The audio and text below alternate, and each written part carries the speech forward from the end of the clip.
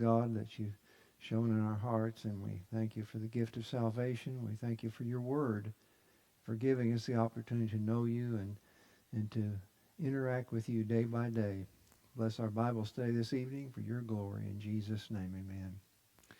Well, we're in the 40th chapter, starting in verse 41 of Genesis, and what's happened briefly to this time is that Joseph has been sold by his brothers as a slave to the Amalekites, and they brought him to Egypt, and they sold him there to Potiphar, who was the captain of the guard, to the king, and he was very successful as a slave and was promoted to being over the whole realm of what Potiphar was over. And then Potiphar's wife wanted to have sexual relations with him. He refused, and so she accused him of being a rapist, that he had planned to rape her, and so Potiphar put him in prison. Now, this prison was attached to his house. We'll see this, but I'll explain this a little bit further on down. But we get into verse 41 of verse 1 of 40, and it says, "Sometime later, the cupbearer and the baker of the king of Egypt offended their master, the king of Egypt. Pharaoh was angry with his two officials, the chief cupbearer and the chief baker." So these two men are involved with what Pharaoh eats and what he drinks. And so sometimes you wonder, well, what would offend them in this? Well, maybe he got food poisoning, or who knows. But he was offended by them, and because they both had something to do with the food, well, that would be maybe what you could consider. Now, when we think about these officials, it says they are officials. And so when we talk about the cupbearer, he was overseer, he didn't just bring Pharaoh a cup of wine to drink, but he was actually over the royal vineyards as well as the cellars, and probably was over hundreds of people, making sure that he got the right stuff for the king. And the baker, likewise, or cook, he was the superintendent over everything relating to the providing and preparing of food for the king's table. So they were both, especially the cupbearer, were in ancient Egypt anyway, always persons of great rank, and they were very important people. And from the confidential nature of their employment, in other words, they were very close to the king and making sure that he was taken care of and protected this way. And they had access to the king. So that put them as some of the top nobles or princes in the kingdom. Well, he was upset with them. He put them in jail, and says he put them in custody, verse 3, in the house of the captain of the guard, which is Potiphar, in the same prison where Joseph was confined. Archaeologists have told us that an affluent man's house in those days was luxurious indeed. It could have a private chapel, pool and gardens, guest rooms, a detached kitchen, slaves' quarters, stables, saddle rooms, grain silos, cow pens, workshops, and other rooms and offices. Now, Potiphar was certainly somebody who fit that category, but he was also captain of the guard, and so he was responsible for the king's safety and You know, his commitment was basically to, like the Secret Service, you might say, in our country that protects the president. Well, whatever their crimes were, they were committed until their case was going to be investigated. And they were in the custody of the captain of the guard, that's Potiphar. And it was in an outer part of his house or royal prison. The royal prison was situated. And that seems kind of strange that it would be connected to his house. But if you think about it, we kind of do the same thing with our courthouses. The courthouse, a lot of times in different counties, is connected to the prison or to the jail. In fact, in Creek County, it used to be the jail used to be on the top floor of the courthouse, and then later it was changed to this underground facility, which was right next to the courthouse. I know in Payne County that it's connected to the courthouse. The jail is. So it was just a part of his responsibilities, and so he had a prison that was connected to his house in some way or another.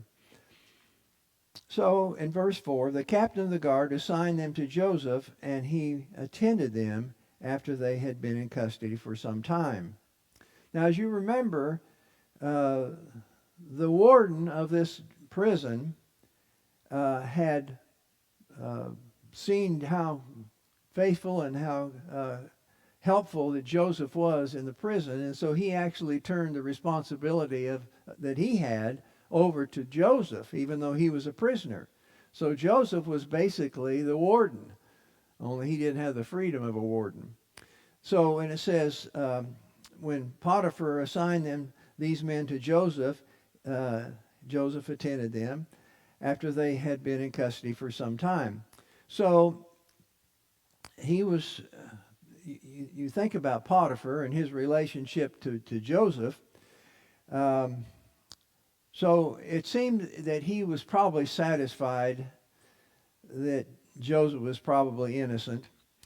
And I say that because he probably knew his wife. And we talked before about how that the Egyptian women were kind of promiscuous themselves. And the society was that way. But also, he probably had talked to some of his other slaves. They wouldn't come forward. The slaves wouldn't come forward and say anything, but he would probably talk to them.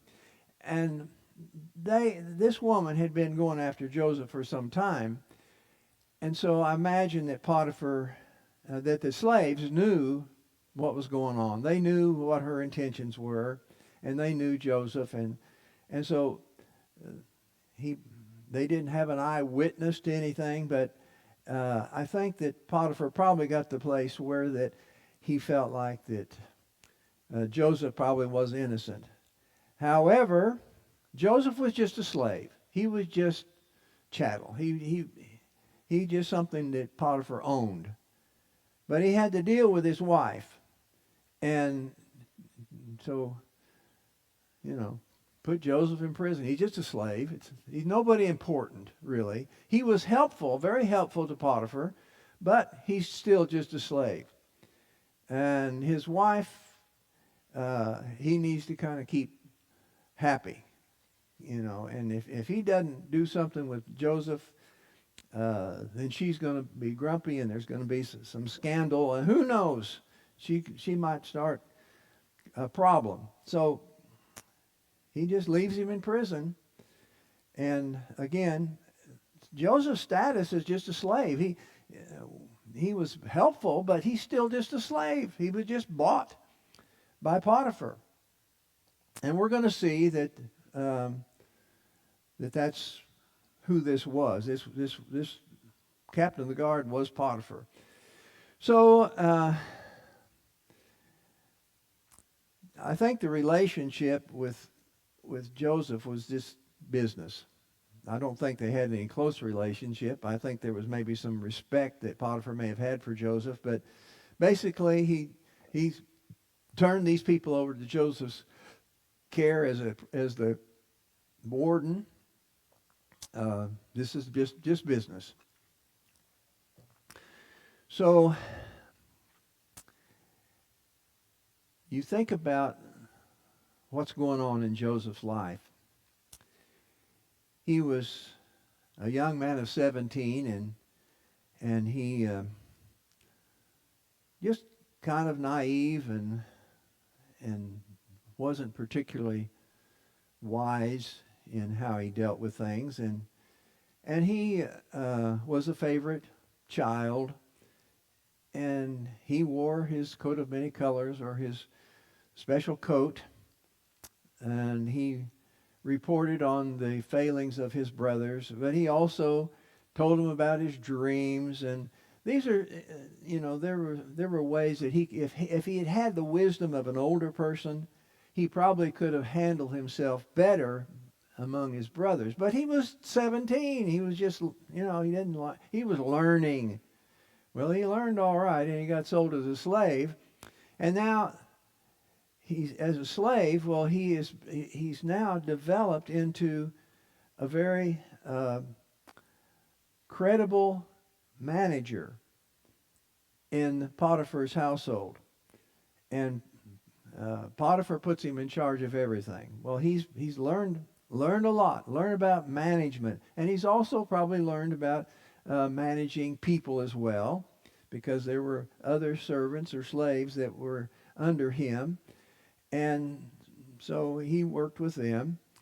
And now and of course, Joseph was an outdoors person. He when he was at home as a young man, before he was sold as a slave, well, he was out and about. He was out with the sheep and the livestock, and he was walking miles and doing things. Now, and he was doing a lot of this stuff with Potiphar's position as well. And now he's sent to prison, and this is a kind of a shock. He doesn't have that freedom to walk out. He's used to that. This is all he's known, is being outdoors doing stuff. And now he's confined in a prison. And so, what's going on here? But God is training him. He's training him and helping him to understand that he needs to know stuff. Well, this prison is a special prison, because it's a prison where that the captain of the guard is the one. That's the prison. It's his prison. And what's his job? Is to oversee the care of the king. And so who's going to give the king trouble? Well, it's probably going to be political people. It's probably going to be people on his own staff and in his own regime. So it's a political thing. And there are, the other kind of criminals, and there's probably prisons for those kind as well. But this particular prison was for these political prisoners. So Joseph, who does he talk to? He talks to all the prisoners. He's getting to know them. He talks with them. Well, what do they talk about? All they know is the politics of Egypt. He's getting an education in the politics of Egypt. So, verse 5, each of the two men, the cupbearer and the baker, that's verse 5, yeah. Each of the two men, the cupbearer and the baker of the king of Egypt, who were being held in prison, had a dream the same night, and each dream had a meaning of its own. When Joseph came to them the next day, he saw that they were dejected. So he asked Pharaoh's officials, who were in custody with him at his master's house, why are your faces so sad today? So now we're seeing that the part of the development that we see here is that in his experience so far, and like I say, he learned how to deal with people as a manager of Potiphar's household. He worked with these because he was a slave himself, and so he understood the slaves' mentality. And so he treated these other slaves well because he's one of them. He understands their position, and he appreciates them and treats them right because he's a slave himself. So they respond well to him, and so he's real successful because of his empathy. Now, as a manager over the prison, he has this empathy. So he comes in and sees these guys that are depressed. Well, he likes to keep people as happy as they can be in prison, and so he's concerned about them. So he knew how other people felt, and so he wants to know, why are you so sad? Verse 8, we both had dreams, they answered, but there is no one to interpret them. Then they said to then Joseph said to them, do not interpretations belong to God? Tell me your dreams. Now, as officials in the king's business, they had access to these wise men and magic people and all this. That were supposed to be able to interpret dreams. But they didn't have anybody to interpret dreams because they're in the prison. So Joseph said, interpretations belong to God. Tell me your dreams. Well, now, think about this. He's had dreams. He's had 2 dreams. And the interpretation is going to be from God.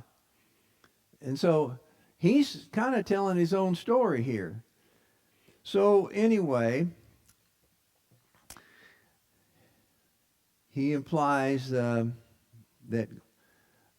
God's calling for him is divine, and he's going to be able to interpret the dreams. We don't see him doing this before, but God has given him some feeling of understanding that he could interpret the dreams. So God has revealed to him that he can do this. But it is God who's going to give him the information. So that's what he says. God has the answer for these dreams. So he said, tell me your dreams. So it's not like he was, now that he's got a ministry of dream answerer, dream interpreter, but he has the ability to interpret these dreams anyway. So he knows that's what he can do. God has revealed that to him. So verse 9, so the chief cupbearer told Joseph his dream. He said to him, in my dream I saw a vine in front of me, and on the vine were 3 branches. As soon as it budded, it blossomed, and its clusters ripened into grapes. Pharaoh's cup was in my hand, and I took the grapes, squeezed them into Pharaoh's cup, and put the cup in his hand. This is what it means, Joseph said to him. The 3 branches are 3 days.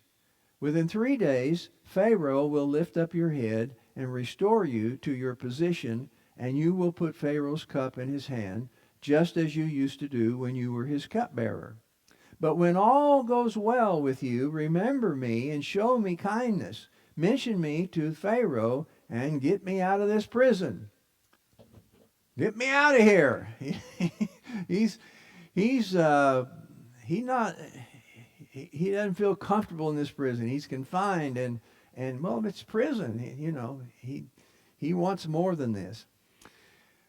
He says, for I was forcibly carried off from the land of the Hebrews, and even here I have done nothing to deserve being punished in a dungeon. When the chief baker saw that Joseph was given a favorable interpretation, he said to Joseph, I too had a dream. On my head were 3 baskets of bread. On the top basket were all kinds of baked goods for Pharaoh, but the birds were eating them out of the basket on my head. This is what it means, Joseph said. The 3 baskets are 3 days. Within 3 days, Pharaoh will lift off your head and hang you on a tree, and the birds will eat away your flesh. Now the 3rd day was Pharaoh's birthday, and he gave a feast for all his officials. He lifted up the heads of the chief cupbearer and the chief baker in the presence of his officials. He restored the chief cupbearer to his position so that he once again put the cup into Pharaoh's hand. But he hanged the chief baker, just as Joseph said to them in his interpretation. The chief cupbearer, however, did not remember Joseph. He forgot him. So I want to look at Hebrews 10:35 through 39. And it says, do not throw away your confidence. It will be richly rewarded. You need to persevere so that when you have done the will of God, you will receive what he has promised. For in just a little while, he who is coming will come and will not delay. But my righteous one will live by faith. If he shrinks back, I will not be pleased with him.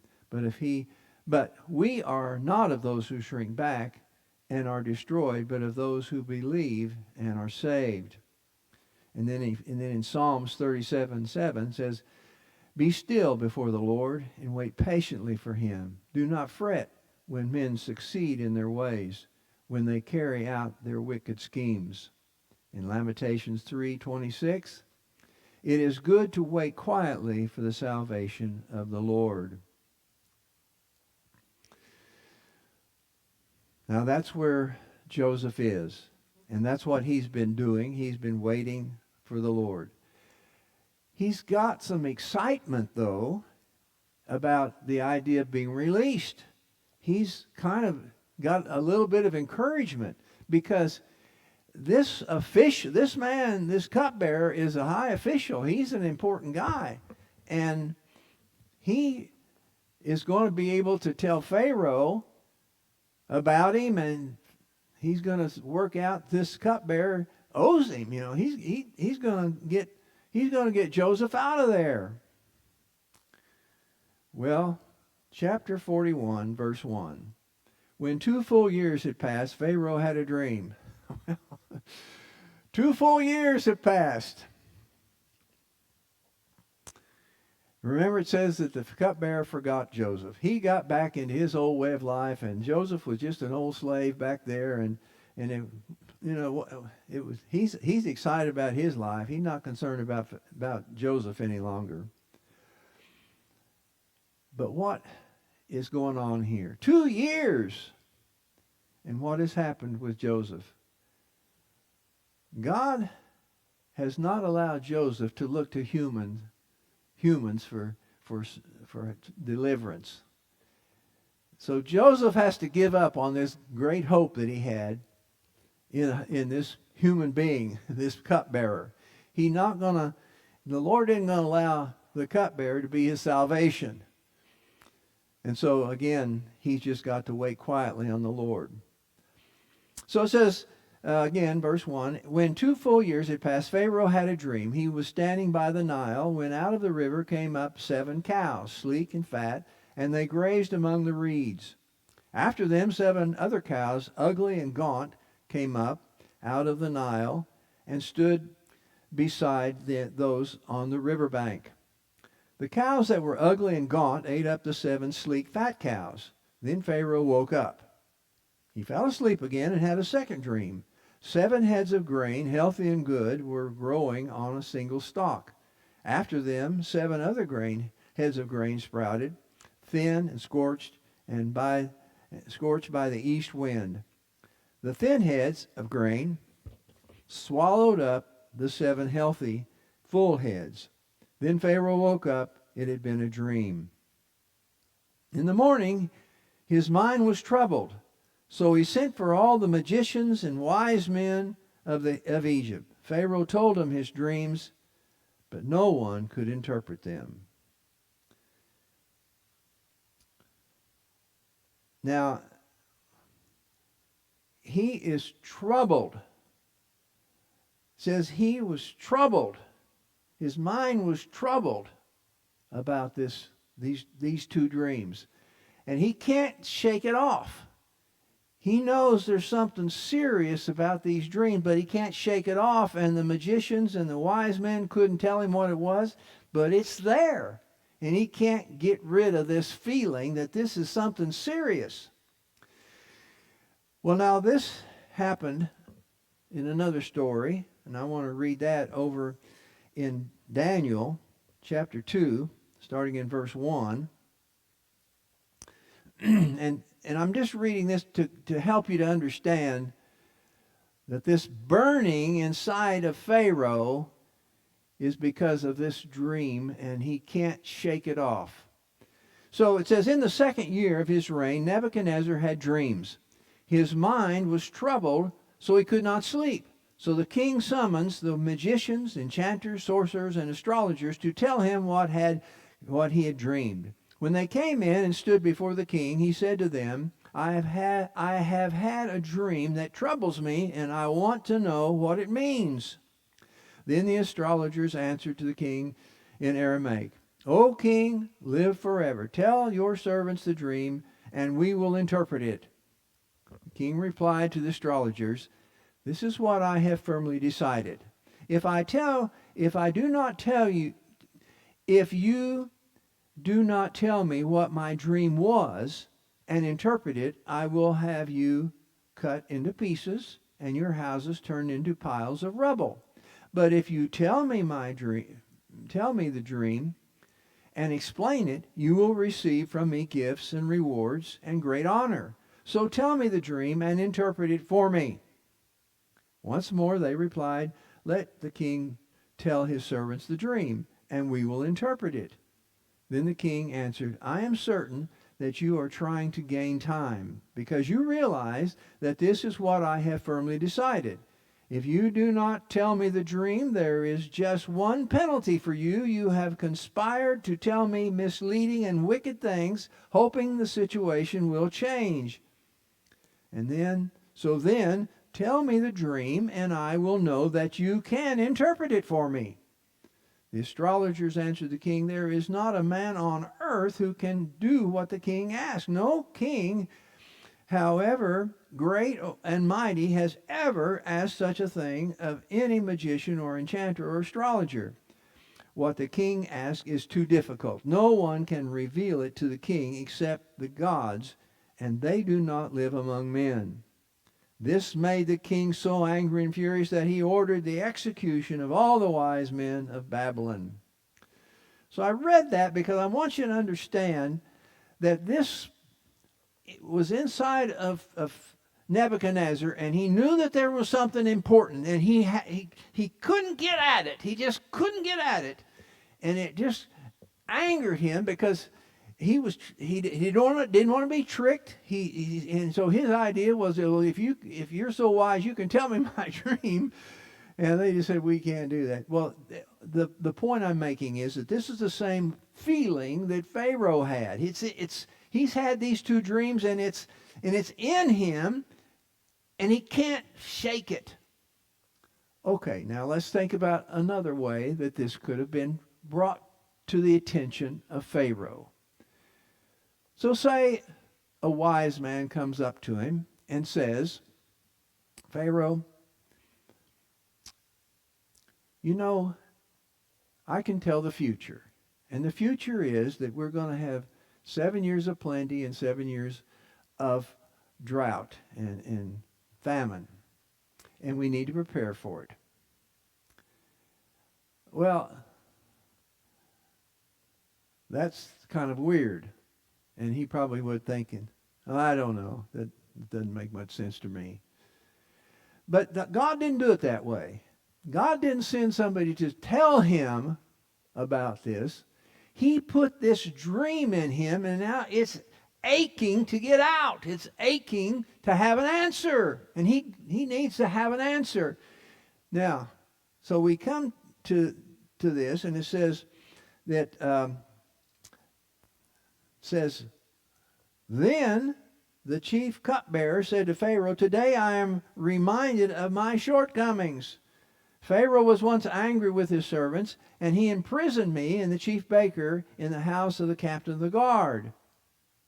Each of us had a dream that same night, and each dream had a meaning of its own. Now a young Hebrew was there with us, a servant of the captain of the guard. We told him our dreams, and he interpreted them for us, giving each man the interpretation of his dream. Now I want you to notice what it says here. Now a young Hebrew was there with us, a servant of the captain of the guard. Well, who's he servant to? Potiphar. So you wondering, well, is this a different captain of the guard? No, this is Potiphar. So that's what I said before when I talked about that this was Potiphar. So anyway, says verse 13, and things turned out exactly as he interpreted them to us. I was restored to my position, and the other man was hanged. So Pharaoh sent for Joseph, and he was quickly brought from the dungeon. When he had shaved and changed his clothes, he came before Pharaoh. Pharaoh said to Joseph, I had a dream, and no one can interpret it. But I have heard it said of you that when you hear a dream, you can interpret it. I cannot do it, Joseph replied to Pharaoh, but God will give Pharaoh the answer he desires. Then Pharaoh said to Joseph, in my dream, I was standing on the bank of the Nile, when out of the river came up 7 cows, fat and sleek, and they grazed among the reeds. After them 7 other cows came up, scrawny and very ugly and lean. I had never seen such ugly cows in all the land of Egypt. Then the lean, ugly cows ate up the 7 fat cows that came up first. But even after they ate them, no one could tell that they had done so. They looked just as ugly as before. Then I woke up. In my dreams, I also saw 7 heads of grain, full and good, grown on a single stalk. After them 7 other heads sprouted, withered and thin and scorched by the east wind. The thin heads of grain swallowed up the 7 good heads. I told this to the magicians, but they could not explain it to me.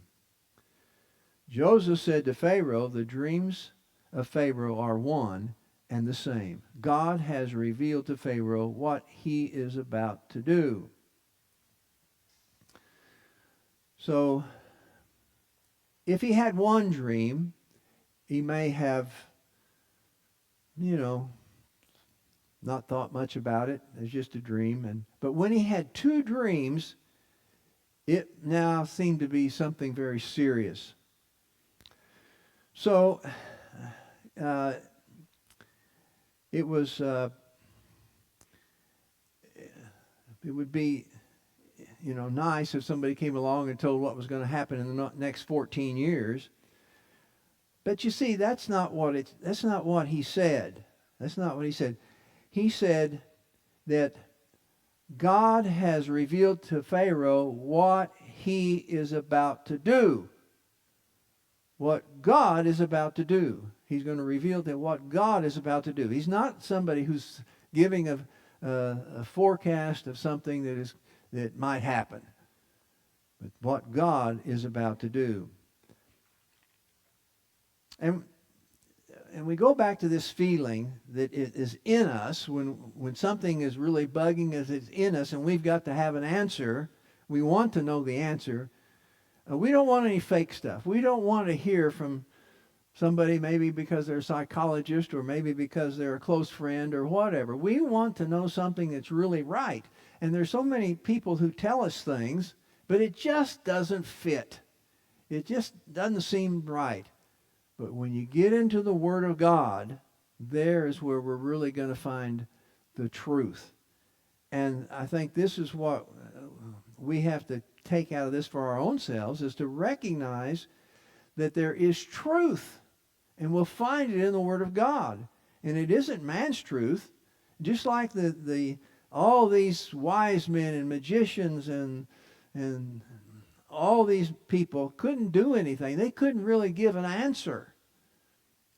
But God gives an answer about what he is going to do. And I think that that's important for us to understand. Not what we want him to do, but what he is going to do. We want to find out what he is going to do. we often want him to do what we want him to do for us. But what we need to really seek out is what is he going to do. And so he explains this, and he says the 7 good cows are 7 years, and the 7 good heads of grain are 7 years. It is one and the same dream. The 7 lean, ugly cows that came up afterwards are 7 years, and so are the 7 worthless heads of grain scorched by the east wind. They are 7 years of famine. It is just as I said to Pharaoh. God has shown Pharaoh what he is about to do. Now, what God is about to do is not just the plenty and the famine. What God is about to do, the big picture, is that he is going to bring Israel into Egypt. And we've talked about this before, about that if Jacob's family had stayed in Canaan, they were going to assimilate. There wasn't that many of them. Like there was 66 men, direct descendants of Jacob, men, and their families. And that would have been, and we already saw how that Judah had assimilated in chapter 38 when we studied that. He had assimilated into the Canaan culture, and the whole family would have done that. But these are special people. These are God's chosen people for his purposes. And so he's got to separate them out, bring them out from among them. And they're going to be separate. And we'll see that. So 7 and verse 29, 7 years of great abundance are coming throughout the land of Egypt. But 7 years of famine will follow them. Then all the abundance of Egypt will be forgotten, and the famine will ravage the land. The abundance of the land will not be remembered, because of the famine that follows it will be so severe. The reason the dream was given to Pharaoh in 2 forms is that the matter has been firmly decided by God, and God will do it soon. Well, Joseph also had dreams, and so by saying this, he believed, he said it's firmly decided by God. And his dreams were that his family was going to bow down to him. Didn't understand that. And you know, Joseph probably felt like this, his dreams about his family. Now, he was separated from his family. He'd been separated his family for 13 years at this point. And I think in his mind that this idea of being back with his family and they're going to bow down. I mean, he doesn't know why they would bow down to him, but he feels like probably that he's going to go back to Canaan. Because it's family that he's seeing in this dream, in these dreams. It's family. There's nothing else. So I think in his mind, he feels like that's going to be the case. That he's going to be going back to Canaan. Well, 196 years earlier, God spoke to Abraham, Joseph's great-grandfather. Jacob, Joseph's father, knew what he had spoken to Abraham.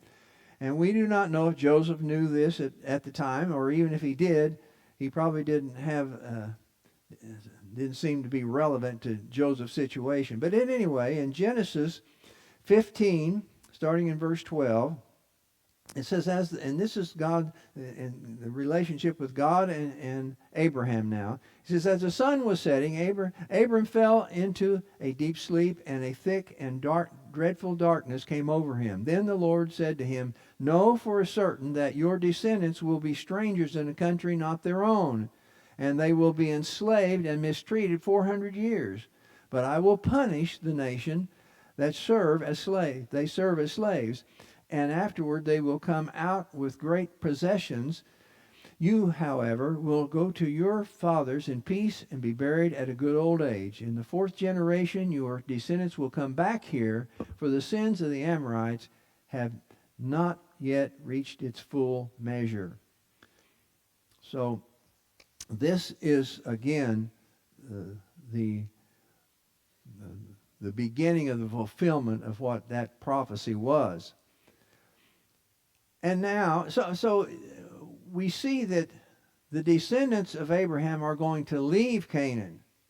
And like I say, Joseph may not have understood any time frame there, or if this is what's all going to happen. Not at this particular moment, I'm sure. I'm sure he's still thinking about going home.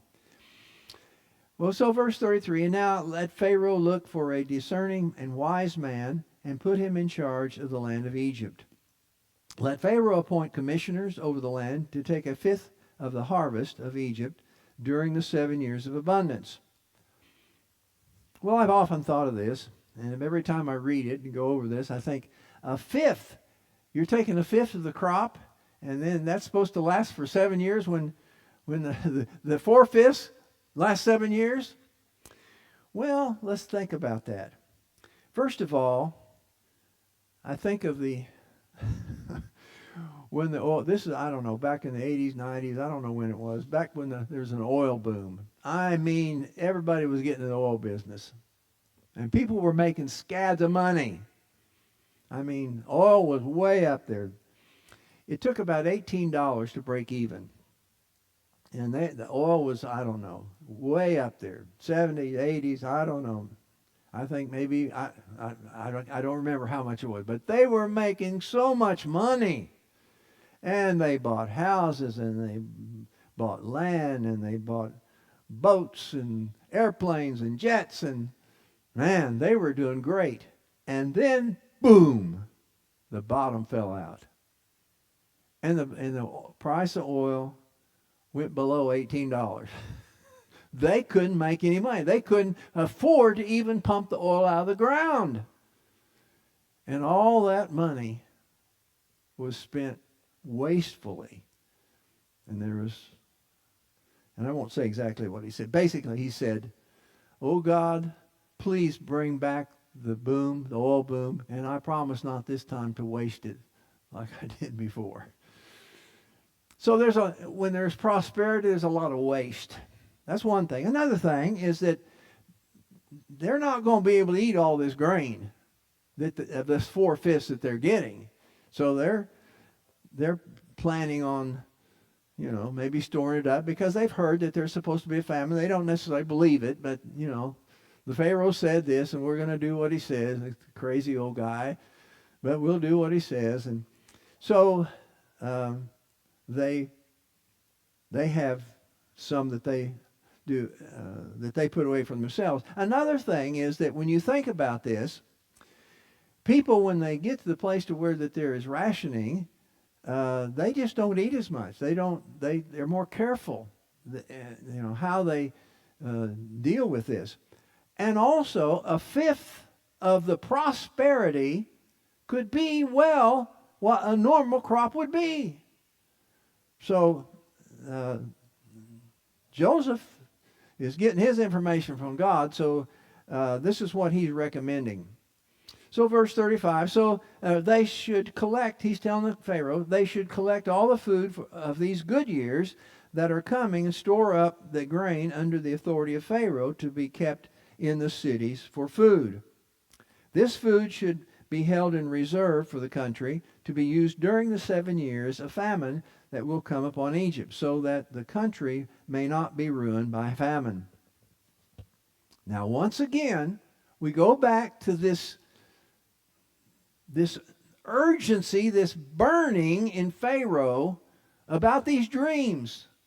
So when Joseph is telling him this stuff, it's just right on.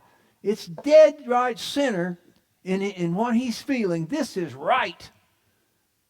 So he believes it. So, says the plan seemed good to Pharaoh and to all his officials. So it isn't just Pharaoh and Joseph standing there, but he's got his officials there. Potiphar is one of his officials. So I suspect Potiphar is there too. And this plan seemed good. So Pharaoh asked them ask his officials, can we find anyone like this man in whom is the Spirit of God? So he's talking to his officials. And, I don't know. I just like to speculate on some things, but Potiphar is an official, and so he could well be there. And if he's asking opinions, Potiphar already knows what a good manager Joseph is, and he had already let people know that Joseph God is the one giving him prosperity. He's already mentioned that. He's recognized that Joseph's God is the one providing the prosperity that he was enjoying under his hand. So I don't think Potiphar is opposed to anything going here. He's not going to say, "Hey, yeah, but he tried to molest my wife." No, I don't think that was his deal. Now that's what the opposition party would do today, right? They're going to look for reasons to criticize. They'll pull up something from the past, say he did this, whether it's true or not. Okay, so verse 38. So Pharaoh asked them, "Can we find anybody like this man, the one in whom is the Spirit of God?" Then Pharaoh said to Joseph, "Since God has made all this known to you, there is no one so discerning and wise as you." He's looking to Joseph as being capable. He's looking for the best person to handle this situation that's coming, that God is bringing to pass. And he believes that this is God going to do this, and he firmly believes it. So I want to read something that John Calvin wrote. And just to give you a time frame, John Calvin was born in 1509 and he died in 1564. And this is what he said. We see that necessity, and before I get in, he's talking about this particular situation here. So, because, this isn't just something off the cuff. He's talking about this situation with Pharaoh. Okay? We see that necessity is an excellent teacher. Then he says, if leaders or judges are to be created, someone is advanced to the honor because he is a favorite, without consideration of his ability. When it happens that they who are most unworthy frequently creep into office, and although we see political order disturbed and mankind involved in many inconveniences, because they who are least suitable rashly push themselves by wicked contrivances into affairs for which they are not able to manage. Nevertheless, ambition triumphs and subverts equity, but necessity extorts a sober judgment. Pharaoh says nothing but what is naturally engraved upon the hearts of all men, that honors ought to be conferred on none but competent persons, and such as God has furnished with the necessary qualifications. Well, that sure fits our day and time. Verse 40. You shall be in charge of my palace, and all my people are to be subject to your orders. Only with respect to the throne will I be greater than you. And then we come to a couple of verses in the New Testament. And you always know that God doesn't change. Jesus said he is the same. It says that Jesus is the same yesterday and today and forever. God doesn't change. And so anyway, in Matthew, he says, his master replied, "Well done, good and faithful servant. You have been faithful over a few things. I will put you in charge of many things." Luke 19:17. "Well done, my good servant," his master replied, "because you have been trustworthy in a very small matter. take charge of 10 cities. Well, that's what's happened. He's been faithful over wherever God has put him, he's been faithful. He was faithful to his father. He had a lot to learn. He was faithful to Potiphar, and he was learning. He was faithful to the prison warden, and he was learning. And now, what's happened? He's been put over many things. He's been taking charge of 10 cities. God is preparing us for the future. And what he wants us to do is be faithful to him. And like I say, God wouldn't allow him to be rescued by the cupbearer. He wouldn't allow it. And he gave up on that dream of the cupbearer, get him out of there. He gave up on that. He was patient, and he honored God with his life. And there's a lot of things that we feel like that our hopes and dreams are going to be, somehow we're going to be able to succeed because of. There's a financier, a man who is very popular in money management and stuff like that. And he did a survey one time. And he said, one of the questions was, how are you going to provide for your retirement? 70% said they're going to win the lottery. And that's crazy, but people are looking to some source. They're not looking to God. They're looking to a way that I'm going to be able to work things out, that my future is going to be taken care of, that I'm going to do all right. And it's just not going to happen. You know, people do win the lottery. You know that. A lot of times I think most of the time brings more grief to them than happiness. But nevertheless, our job is to be faithful wherever God puts us. That's our security for the future. That's how our future is going to be determined, by being faithful today in what God gives us to do. Father, thank you for your word. We thank you for taking care of us day by day, for training us and developing us for what your purpose is. And your purpose, of course, is even what we're supposed to do today. It's your purpose. But we know that you have the great glorified purpose of eventually being with you in eternity in heaven. And we so look forward to that and glorify you for all the great things that you've done for us and will do for us. And we bless this word to you in Jesus' name. Amen.